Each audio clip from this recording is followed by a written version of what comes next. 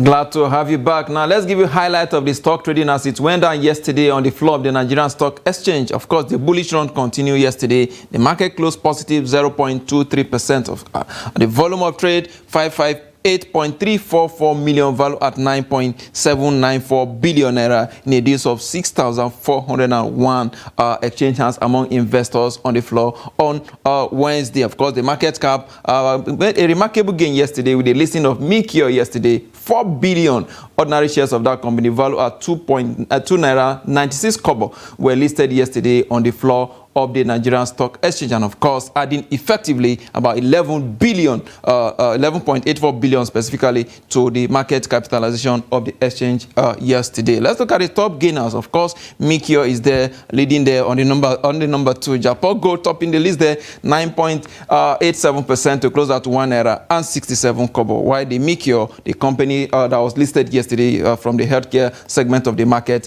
gaining 9.80%. That is a huge number, and of course, the share price, which at the point of listing was 2 naira and 96 kobo, that has increased to 3 naira and 25 kobo. So, if you're an investor watching the market, this is the right time for you to, put your money. Prestige Assurance also gaining 9.76% yesterday to close at 45 kobo per share there. Let's look at the gainers, the top losing, the losers, the top losing equity. Cavitin Helicopter down 9.87%, and of course, to close at 1 naira and 37 kobo. Meyer and Baker 9.85%, 2 naira and 47 kobo. The share price closed on Wednesday. Of course, SOA Motors 9.60%, 1 naira and 13 kobo, or the share price closed on Wednesday. Let's look at the activity chart. The FBN Holdings, the mother company of First Bank, leading the chart there. They're one of the biggest market mover for the day. 210 million volume of shares were traded, followed by United Bank for Africa, 53.7 million volume of shares, and of course, Universal Insurance Company, 43.7 million volume of shares were also traded as well. Let's look at the sectoral performance. The banking sector, 0.26% up. A lift from what we had yesterday. It closed flat yesterday. There's an increase of 26%. 0.26 there today. Industrial sector, 0.87%. Of course, the consumer good index, 0.06% negative. While the oil and gas has again reversed back to flat. It's been dormant for a while. It appreciated yesterday. Today is back to the normal level. And of course, the insurance sector, the biggest gainer, 2.67% gain, it recorded on Wednesday. Wednesday. Let's look at the rest of Africa. Of course, Joburg is down 1.27%. Actually, yesterday was negative, and of course today again is actually another dive there, 1.25%. It's a huge number. The GSE in Ghana 0.39% positive, and in Nairobi, Kenya, the market move up. In fact, apply a break there to the bearish run that we've had in a couple of weeks now. 3.34%. It ended on Wednesday. Of course, as usual, the trading is on across the continent of Africa. But let's speak to a stockbroker now, Mr. Steve Nwachukwu. He's joining me virtually from Abuja here. Good morning, Mr. Steve. Good morning, and thanks for having me. All right, it's always a pleasure. Give us your perspectives about the current market performance. It's been bullish all through. So for the recent weeks, in fact, for the entire 9 months or 11th month of the year, the market has been on a bullish run. Year to date is over 37%, and we're also expecting a visitation of Santa in the weeks and days to come. So expectedly, the market may touch 40 to 45% before the end of the year. That's a good breath for the market, but overall market performance have also shown that some individual stocks has outperformed other stocks in the same sector. In some banking stocks, they are doing much better than others. Take, for instance, a stock like UBA in the banking sector have closely gained more than 200 or 100% in the last couple of weeks or months. So you will see that investors are picking stocks based on their individual and peculiar fundamentals that is driving these stocks, and most others also have, a sort of rip-off from the momentum in the market, because you can perfectly, or you can best define bullish run as a segment, as a period, a section of the market, a period in the market where prices of equities are going up irrespective of their fundamentals. So when there is a bullish run, it rub off on some other stocks, whether blue chip or penny stocks, it rub off on them, and that we have seen in some couple of stocks. They have also joined in the rallies, irrespective of their fundamental or irrespective of their bottom lines, which is the profit after tax. Their financial statement is not actually doing that good, but they have been robbed off of the good momentum we have witnessed in the market in recent weeks or months. All right, Mr. Steve, now, yesterday there is a new listing on the floor. Mikia listed about 4 billion of its shares, value at about 11.84 billion naira there yesterday. Now, we are having another company coming to list in the healthcare segment of the market. Don't forget that GlaxoSmith has given an exit notice to the Nigerian Stock Exchange that they are actually leaving Nigeria. Would you say that the coming of Mikia now, replacing GlaxoSmithKline, is a win-win for the market? Of course, it's a win-win for the market. You can create the scenario. You can set a set of scenario that gaining one and losing one. Although we've had a couple of institutions in the last 4, 5, 6 months. In fact, in the course of the year, we've had close to 6, 7, 8 companies that have written to the Nigerian Stock Exchange or Nigerian Exchange to be delisted, to become a private entity. So a good number of them, in fact, recently the price and the shares of Capital Hotel was placed on full suspension, given the fact that they have written to the exchange to be delisted. And like you talked of, the Glassmore is there, the Adova has been completed, Orlando is upcoming too, because they've also written, and they are in the process of also being delisted from the market if the resolution of the board or resolution of the shareholders is to give the nod of what the majority shareholders are planning to do to buy up all the minorities. So a good number of them are also lining up to be delisted. But like I said, it's losing one and gaining 1. But in the sense that we need more of these very institutions to remain in the market, to continue to put that momentum we need in the market, because we still have relatively a very small capitalized market in dollar terms. Our market capitalization as it stands is over 38.8 trillion. If you dollarize it, you find that we are still far below South Africa. We are still far below a couple of exchanges in the African absolutely. It's about $35 billion actually. We can't be compared to any exchange in the across the Asian market. So we still need more listing, more highly capitalized listing. That's why we are interested in the news of NNPC being listed. That will give the market close to 12 to 25 trillion market cap coming into. So we need more listing than ASICs. All right. Steve Nwachukwu, a stockbroker, I must thank you for your time on Business Daily today. Thanks again for having me. All right, we'll go on a very quick break. When we return, we'll talk housing deficit in Nigeria. Don't go away.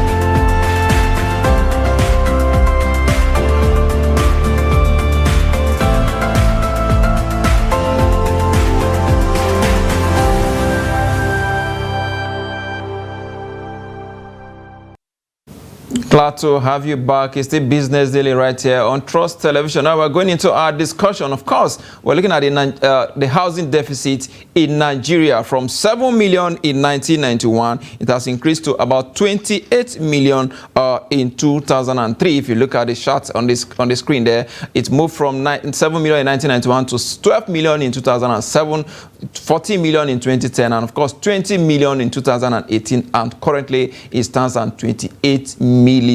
That is housing deficit in Nigeria. I have joining me right here in the studio is a real estate developer, CEO Dan Mama Smart Homes, Saleem Goje. Glad to have you here. Thank you, sir. All right, you've seen that graphics. How concerned are you that we're having this kind of numbers of housing deficit? 28 million is a huge number. Yes, 28 million is a huge number. Going by the population of people here in Nigeria, like we're looking at almost 260 million people approximately here in the country, and 28 million is a huge number because sometimes the governments are not helping the matter. We as developers, we are private-owned sectors and we want to make profits. So sometimes when we want to develop estate, we want to sell plots of land to people, we look at our own benefits, right? Because we are investing money, we need to get money back. To recoup your money. Yes.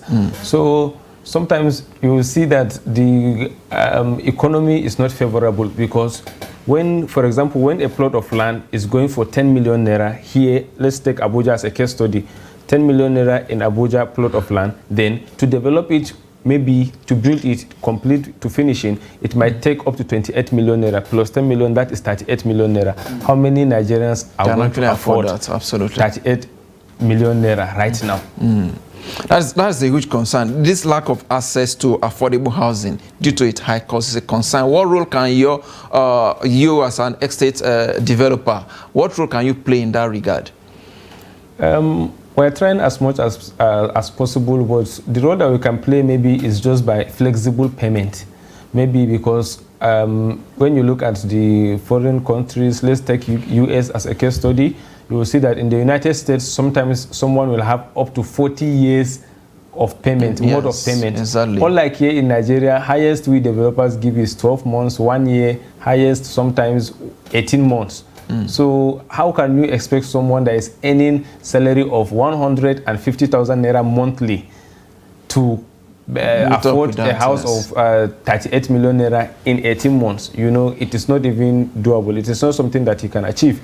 So that is why the deficit is increasing. Like you said, in 2010, maybe it's only 20 million. Now in 2023, it's 28 million naira. Exactly. That's it's 28 million. That's 8 million increase. So sometimes when you predict what's the future, maybe in 5 years to come, 2028, we'll be seeing maybe it will increase to over 30 another or even 35 million deficit. Well, that is a major concern. You made mention about United States, and these are places where you have structured mortgage system. Yes. And in Nigeria here, we know we have a very defective, I don't want to use that word, mortgage system. It's so inefficient that a lot of people don't even believe in it. Yes. What make you think that we are having that kind of mortgage system in Nigeria, where we have mortgage banks, mortgage homes, mortgage institutions, but yet we can't utilize them properly? Yeah, so mortgage banks, the problem is in this country is how many people are even eligible to access mortgage. It's just a name. Sometimes there's mortgage bank, but they give it to people that they want, the people that they favor, the people that have people that are mortgaged. The money bags. Yes, that is what happens in Nigeria. For example, when there is mortgage, you will see only one person is now acquiring more than 40 slots for the mortgage, and he's using it to, maybe after the building and everything, he will sell it again in higher prices. So they are compromising something that we call mortgage. So in essence, the aim of the mortgage is even defeated. Yes. But even in the mortgage, we can do better as a country. Maybe we can look at making it increasing the limit to which someone can pay, because 2 years, 5 years, 10 years is too small. It's too small. Looking at the salary structure of civil servants here in the country, maybe we can make it 30 years, because 30 years, I think maybe if you are taking like 30% of someone's salary, he will not feel it like that. But when you are, maybe if you say it is 6 years, that means you are taking more than 60% of the salary. Exactly. And so he will use he will do other things with his salary, such as feeding, maybe he will pay school fees for his children and all. So the country can do better, mortgage can do better. We should look at how we can increase the duration of the mortgage in the country. All right, that's interesting there. You know, sometimes when we're talking about housing deficit, there are quite a lot of things that are usually considered. When you go to some of the highbrow areas in Abuja, in Lagos, and even Port Harcourt and some other places, you discover that some of the houses in those areas are unoccupied. Yes. They are empty. Yes. Obviously because of the high cost of rent and all of that. Can we really say there's a deficit, or because maybe the way our estate developers, I don't want to indict people like you, or some of the landlords are actually unreasonable? Yeah.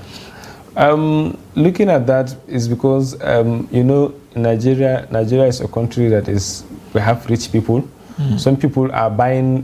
You can have someone in this Abuja that owns maybe more than 100 houses, and he only lives in one. Maybe another one as guest house. That means 98 houses. He doesn't even have any plans of selling them because he's already rich. It's just for asset for his grandchildren that are yet unborn, yet to born, you get. So, and sometimes because of the cost, My brother, here now in Abuja, just for a self-count, just for an ordinary someone maybe that comes from another state to come and save in Abuja as NYSC copper, you will see that they are paying up to 850,000 naira for a self-contained. That's 1 year.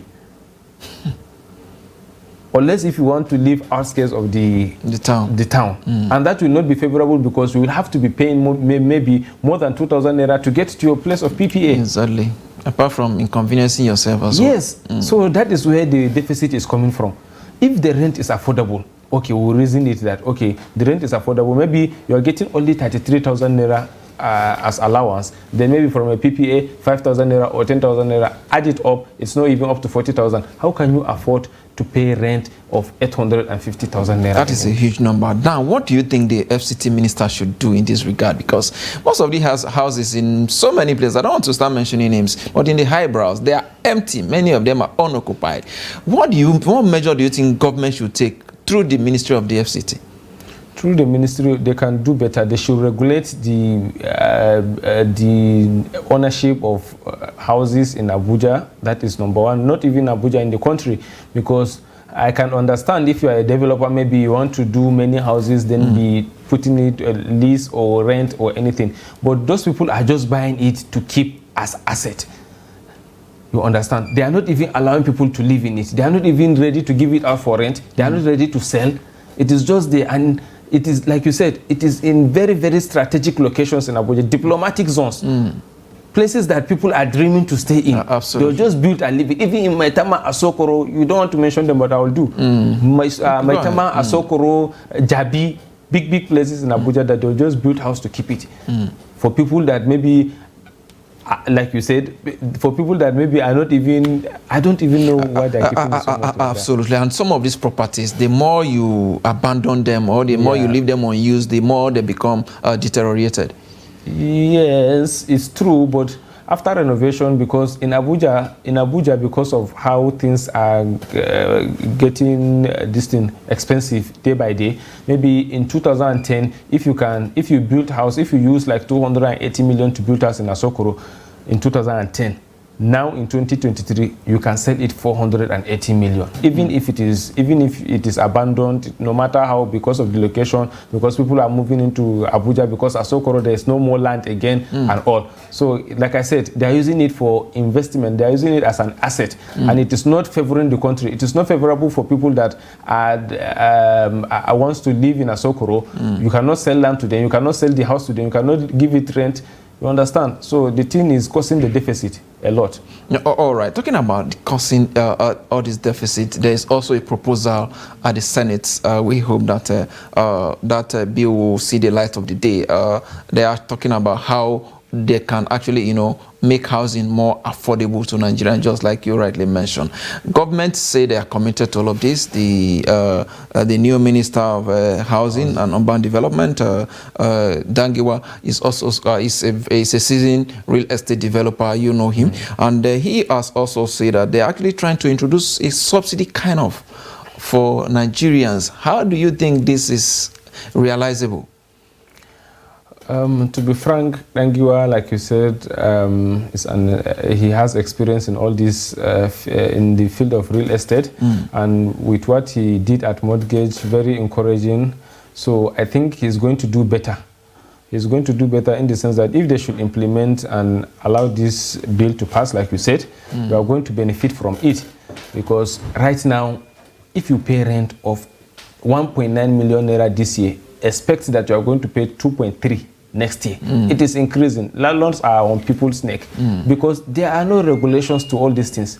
Nobody regulates all these things. That is saying, if for example there is 2-bedroom in Jabi, let it not pass 2 million naira for rent. There is no anybody that is regulating all these things in Abuja as case study. You get? So that is why people will just be putting prices like I hope the Minister of FCT is listening to you right now so that he can actually take measures to address some of the concerns that you have raised. Yes, because we need bodies that will regulate all these things.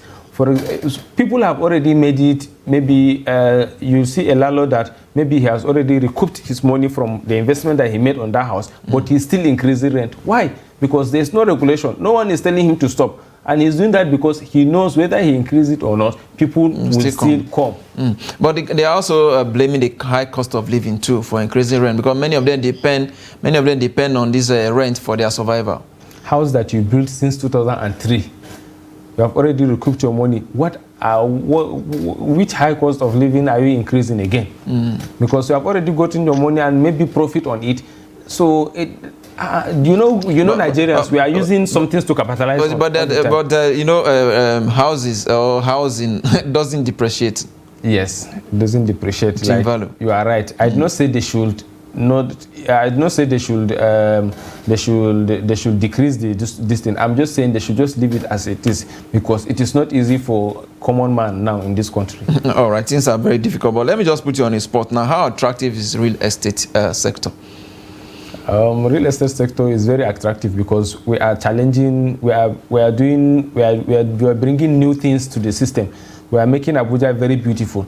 Like now, I deal with smart homes. So the houses that we are doing now are houses that even when you are in the US, you can have access to your house. You can be seeing it on your phone. You can allow someone access to your house. You can put pin to your door to allow someone to get in. You can see who comes to see you. You are not around and all these things. So we are bringing in new things to the system that are unique, that are making the country better. And what about the cost of getting those kind of houses that you talked about?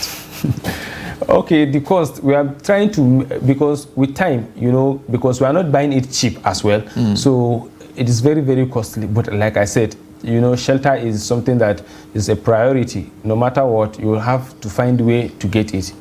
All right. Saleem Goje, real estate developer, CEO, Dan Mama Smart Homes. I must thank you for your time. Thank you, my brother. All right. With that is a wrap on the show today. We'll be back again tomorrow. I am Yusuf Akogun.